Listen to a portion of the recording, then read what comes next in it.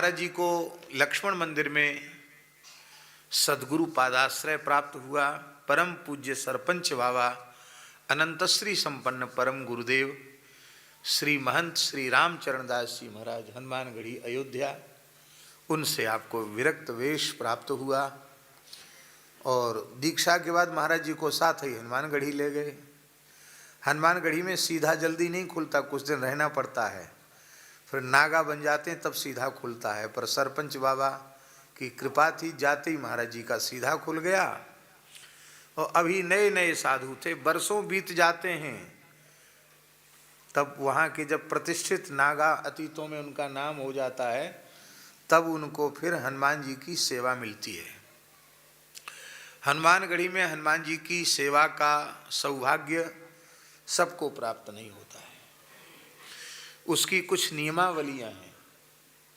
उन नियमावलियों में प्रथम अनिवार्यता है कि जो हनुमान जी का पुजारी हो, हनुमानगढ़ी का साधु होना चाहिए, रामानंद संप्रदाय का निर्वाणी अखाड़े का साधु होना चाहिए। पहली शर्त ये। दूसरी शर्त है कि पवित्र विप्र कुलोत्पन्न होना चाहिए, ब्राह्मण ही होना चाहिए। गुरुजी को लिख के देना पड़ता है ब्राह्मण है, और घर पंच जा करके पता लगा के आते हैं कि झूठ तो नहीं बोल रहा है। पंच पता करके आते हैं कि कहीं ऐसे ही तो नहीं बोल रहा है कि ब्राह्मण है। पर पंच पता करके आएंगे, प्रमाणित करके आएंगे ब्राह्मण है कि नहीं।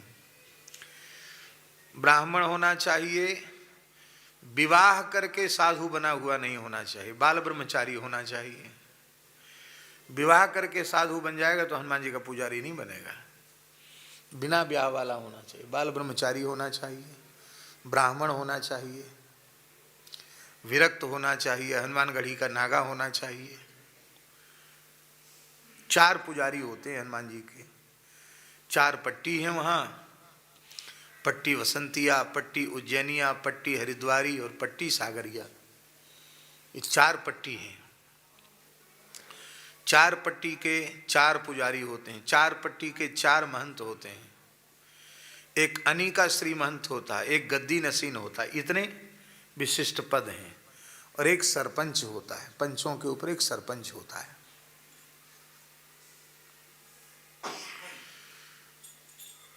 तो महाराज जी अभी तो वो जो आवश्यक लिखा पढ़ी वाली कार्यवाही भी पूरी नहीं हुई थी, और महाराज जी हनुमान जी की पूजा में चले गए। विरक्त हुए ही थे, अभी ज़्यादा लंबा समय नहीं हुआ था।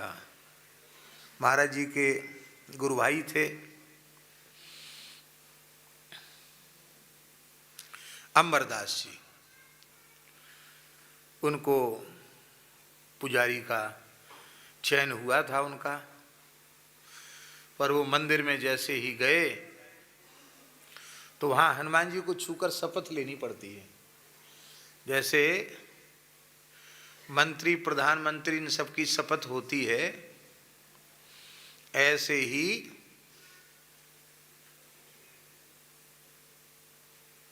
आराम से ले आओ, ऐसे ही वहाँ मंदिर की कुछ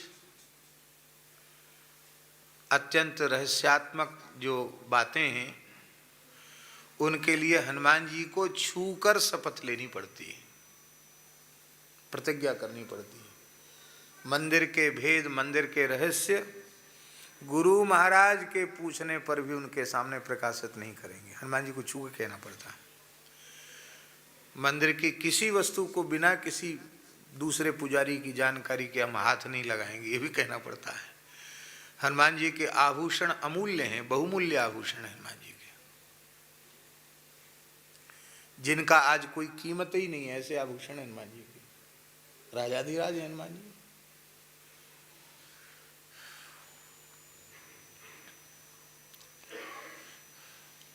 स्वर्ण का यज्ञोपवीत हनुमान जी धारण करते हैं।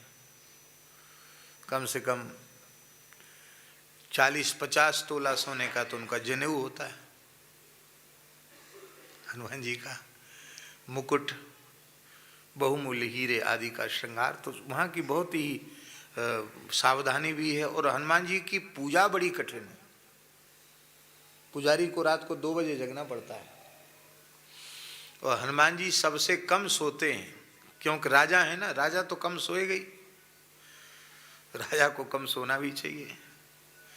हनुमान जी बहुत देर तक जगते हैं, शयन भी देर से होती है और 2 बजे ही मंदिर खुल जाता है रात्रि को, 4 बजे मंगला। 3 बार स्नान करते हैं हनुमान जी, पूरा अभिषेक, पूरा स्नान। तो हनुमान जी की सेवा पूजा की पद्धतियां जैसी वहां हैं वैसी धरती पर अन्यत्र कहीं नहीं। और उसी पद्धति से लगातार तब से लेके आज तक सेवा पूजा चली आ रही है, उसमें अणुमात्र भी अंतर नहीं है। कौन सा इत्र लगेगा वही लगेगा, कौन सा केसर लगेगा, कहाँ का चंदन लगेगा, कहाँ की धूप हनुमान जी की सेवा में लगेगी, वो सब लिखित पढ़ित काम है। और हनुमान जी को छू कर शपथ लेना पड़ती है। महाराज जी के गुरु भाई थे, वो बेचारे डर गए, बोले भाई हम तो हनुमान जी के चरणों में आ गए, हम तो सौगंध तो नहीं लगे हनुमान जी, कोई गलती हो गई तो। अब बड़ी समस्या। एक पुजारी भाग गया, कहते हम तो नहीं कर पाएंगे। तो तुरंत महाराज जी को उनके स्थान पर भेज, तो हनुमान जी ने तत्काल अपनी शरण में बुला लिया। और 2 बार किसी को मौका नहीं मिलता हनुमान जी की पूजा का।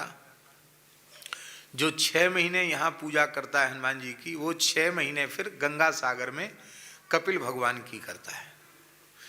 इस तरह से 1 वर्ष, 6 महीने यहाँ और 6 महीने वहाँ। अगले वर्ष फिर नए साधु पट्टी के उनको सौभाग्य मिलता है। और वो जो भी चढ़ोतरी हनुमान जी की होती है उसी से पूरा हनुमानगढ़ी चलता है। वो सारा खर्चा पुजारी चलाते हैं, हनुमान जी चलाते हैं, और जो खर्च से बच जाता है वो पुजारियों का होता है। हनुमान जी पूरा खर्च चला देते हैं, उसके बाद जो बच जाता है वो पुजारियों का उस पर हक होता है।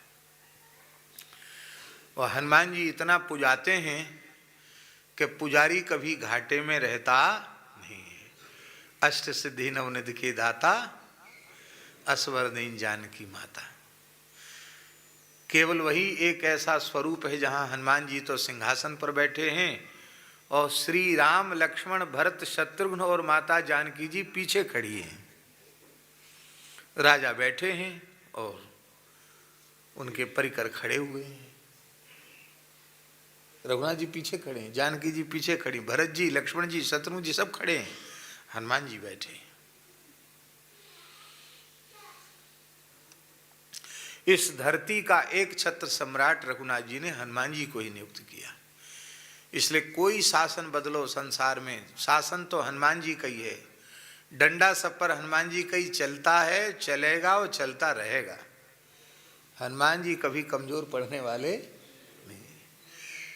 तो श्री हनुमानगढ़ी में भी 2 बार पुजारी पद प्राप्त हुआ और 2 बार कपिल मुनि की सेवा महाराज जी को प्राप्त हुई। महाराज जी वहाँ हनुमान जी को नित्य तुलसी दल में 1 सहस्र श्री सीताराम लिख करके, राम नाम लिख करके हनुमान जी को अर्पित होता। 1008 तुलसी में महाराज जी चढ़ाते थे। पुजारी ही लिखते हैं चंदन से तुलसी दल पर राम नाम। और महाराज जी का वह क्रम बहुत लंबे समय तक चलता रहा। श्री सीताराम प्रतिदिन सत्संग एवं दर्शन के लिए श्री महाराज जी के ऑफिशियल चैनल को जरूर सब्सक्राइब करें।